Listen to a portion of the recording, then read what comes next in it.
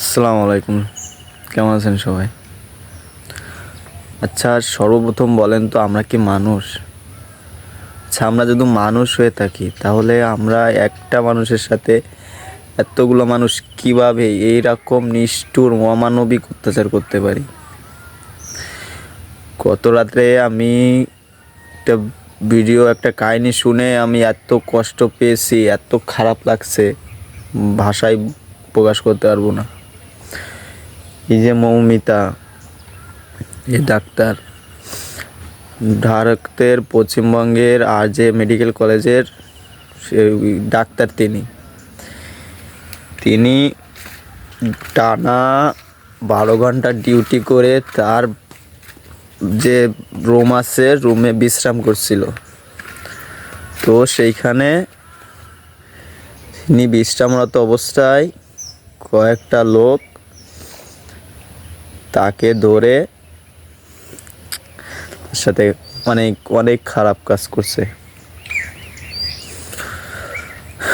সবথেকে অবিশ্বাস্যকর ঘটনা কি জানেন? তার যে নিজের যে কলিং, যার যে ফ্রেন্ড ছিল, সেই তাকে সাহায্য করছে। সে একা ধরে রাখছে আর অন্যান্যরা তার সাথে এরকম খারাপ কাজ করছে। আসলে খুব খারাপ লাগে, এসব বিষয় শুনলে খুবই খারাপ লাগে। একটা মেয়ে কিভাবে আর একটা মেয়ের জীবন এভাবে নষ্ট করতে পারে বলেন? তার শরীরের ভিতরে 150 গ্রাম শুক্রাণু পাওয়া গেছে। 150 গ্রাম মানে বুঝতে পারছেন, একটা পুরুষের 5 থেকে 6 গ্রাম শুক্রাণু থাকে সম্ভব সর্বোচ্চ। তো সেইখানে 100 গ্রামও যদি ধরা হয় তাহলে 18 থেকে 20টা পুরুষ তাকে ধর্ষণ করছে। তাহলে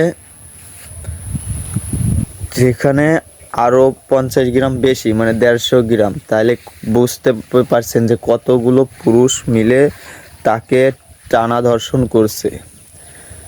তার গলায় ঘাড়ে দিয়ে 150-ও বেশিটি কামড়ের দাগ আছে। খুবই খুবই অমানবিক অত্যাচার করছে তার উপর, খুবই অমানবিক অত্যাচার করছে। আসলে আমরা কি মানুষ? আমরা কিভাবে একটা মানুষ এরকম আরেকটা মানুষের সাথে করতে পারে?